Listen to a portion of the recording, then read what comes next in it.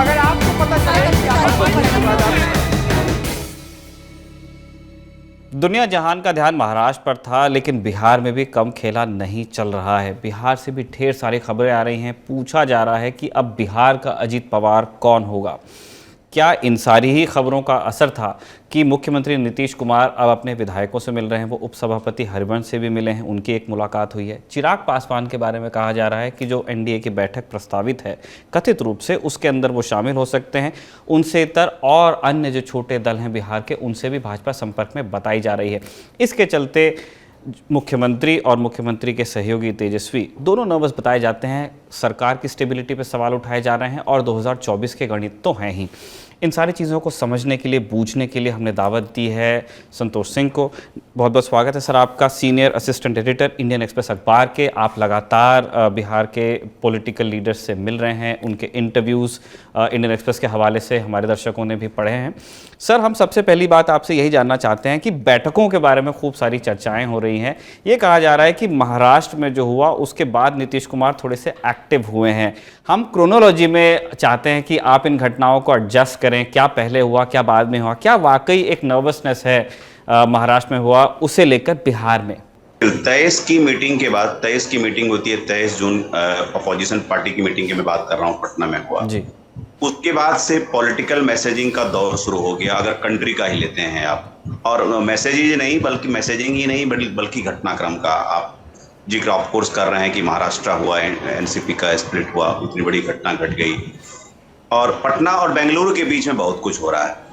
तो जनरली ये रूटीन बैठक हुआ करती थी। जेडीयू जनरली नीतीश कुमार अपने रोटेशन पर मिला करते थे अपने एमपी, एमएलए, एमएलसी से। ये एक साइक्लिक मीटिंग होती थी और लेकिन ऐसा कुछ नहीं कि टाइमिंग फिक्स था।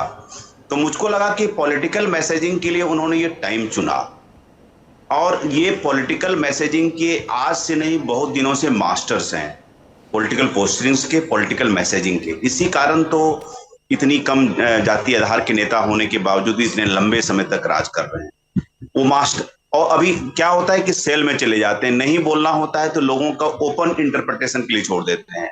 अब देखिए उनकी मीटिंग के क्या क्या मैसेज चला गया। एक तो जो जिन लोगों की मुलाकात जेडीयू के एमपी एमएलए की मुलाकात नहीं हो पा रही थी, उनकी मुलाकात होती है इनसे। उनको लगता है, सबसे जिन लोगों से मेरी बातचीत हुई, एमएलए एमएलसी से जो बातचीत हुई, तो वो पूछ रहे हैं कि ग्राउंड में आप लोग बताइए कि क्या चल रहा है, आप लोग कुछ बताते नहीं है। क्या चल रहा है मतलब लोग क्या बात कर रहे हैं, बीजेपी के बारे में क्या बात कर रहे हैं, नरेंद्र मोदी की क्या कर रहे हैं, हमारे बारे में क्या बात कर रहे हैं, गठबंधन एकता के बारे में बात क्या कर रहे हैं, 24 के बारे में बात क्या कर रहे हैं। तो ये सारी बात वो जानने के लिए अपने लोगों से मिले। तो सबको लगा कि चलो, तो होता है ना कीपिंग योर फ्लॉक टुगेदर। तो पहला मैसेज हुआ, अपने आदमी से मिलकर के फ्लॉक को टुगेदर कर दिया। अब उनकी मीटिंग के बाद बीजेपी में घबराहट शुरू हो गई। बीजेपी की स्टेट लेवल के जितने बड़े नेता हैं उनको लगा कि क्या फिर से पलटी मार के फिर तो नहीं आ रहे हैं, और जिनको लगा कि भाई हमारा कद बड़ा हो रहा है, हमको बड़ा रोल मिलेगा, तो फिर हम मिनिमाइज तो नहीं हो जाएंगे। तो उन लोगों में झटपटाहट, उन लोगों ने भी पूछना लोगों शुरू किया। तो उनको भी एक तरह से कंफ्यूजिंग मैसेज मिले। उनको मैसेज मिले कि भाई आपका गेट, मतलब बीजेपी कहती है कि हम इनको नहीं आने देंगे, लेकिन नहीं आने देने का मतलब वो उल्टा होता है। BJP, Nitish Kumar is always a story in progress for BJP, इस हिसाब से तो वो मैसेज दे दिया और उसको जेडीयू ने स्पष्ट भी नहीं किया। तो इस कंफ्यूजन का, चूंकि बीजेपी भी कंफ्यूज रहे, देखिए इनकी नीति रही है to keep RJD and BJP guessing, दोनों को गेसिंग। और देखिए आरजेडी में घटनाक्रम क्या होता है कि इसी घटना के कुछ पहले बड़े से तबादले, मास स्केल तबादले हुए हेल्थ डिपार्टमेंट में, और वो तबादले इस मीटिंग के बाद अचानक रुक गए। तो उनको लगा कि इंटरप्रेट किया गया कि कुछ नाराजगी है और इसी कारण से वो तबादले रुक गए। और उसी घटनाक्रम के बाद क्या हो जाता है कि तेजस्वी पर लैंड फॉर जॉब में चार्जशीट हो जाता है। तो जो थोड़ी बहुत भी आरजेडी की जो भी नेता पोस्टरिंग कर रहे थे तेजस्वी के बारे में, किनको मुख्यमंत्री बनाओ, सेंटर के दायित्व में जाओ, तो फिर से आरजेडी बैकफुट में आ गई। तो दूसरा मैसेज हो गया आरजेडी के लिए। अब सुनिए तीसरा मैसेज किसके लिए हुआ। थर्ड मैसेज हुआ कांग्रेस के लिए कि अब सबसे बड़े नेता कौन है अपोजिशन में, शरद पवार हैं। शरद पवार की पार्टी के साथ टूट-फूट होता है तो नीतीश कुमार ने अपनी अहमियत फिर जताई कि भाई इस अलायंस में हमको आप संयोजक बनाइए या ना बनाइए, हमारी महत्ता बड़ी है।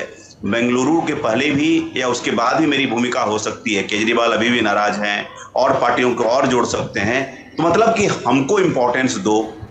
तो भेजा भी कांग्रेस भी उनकी बार्गेनिंग, कांग्रेस को भी दिखाए कि आप अर्जेंसी दिखाइए भाई, टूट शुरू हो गया है और बीजेपी अपने ऑपरेशन में लगी हुई है। तो एक मीटिंग से इतने सारे मैसेज दे दिए।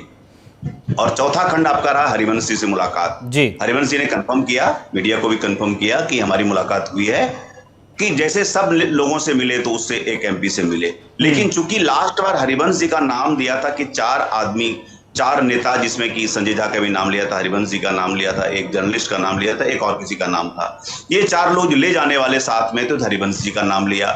तो इनका नाम जब जब भी लिया जाएगा, इनसे मुलाकात जब जब भी होगी, खास करके इनकी मुलाकात 3, 4, 5 महीने 6 महीने के बाद हुई है।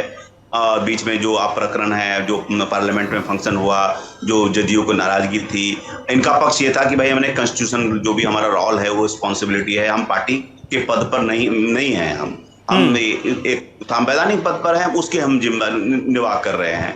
तो इन्होंने अपना पक्ष रखा होगा, लेकिन इसके जो मायने गए, मैसेज ये चला गया कि ये कंडुइट के रूप के काम कर रहे हैं। तो इस मैसेज को डिसऑन कोई नहीं कर रहेगा, जेडीयू की तरफ से कोई डिसऑन नहीं करेगा, न बीजेपी की तरफ से कोई कंफर्मेशन करेगा। और इसी संदेश का, इसी कंफ्यूजन का, इसी मैसेजिंग के कारण से जो लोग गेस करते हैं, यही नीतीश कुमार की पॉलिटिक्स की खासियत है। और जहां तक रही इस सब चीज का इंटरप्रिटेशन क्या है, इंटरप्रिटेशन यही है कि अभी ये माकूल समय नीतीश कुमार के लिए नहीं है, ये माकूल समय बीजेपी के लिए हो सकता है, नीतीश कुमार के लिए तो कतई नहीं। 13 से लेकर के उनकी पॉलिटिकल ट्रैजेक्टरी देखिए, खास करके जब से वो स्प्लिट हुए 13 के बाद से, वो तभी वो स्प्लिट हुए जब उनकी अपनी बार्गेनिंग पावर ज्यादा रही है, न कि वाइस वर्सा। बीजेपी की ज्यादा बार्गेनिंग पावर में वो क्यों जाएंगे? ये मैं मान सकता हूं कि Nitish Kumar can take another split, but not now. 24 election की रिजल्ट के बाद, नॉट नाउ। यस निखिल।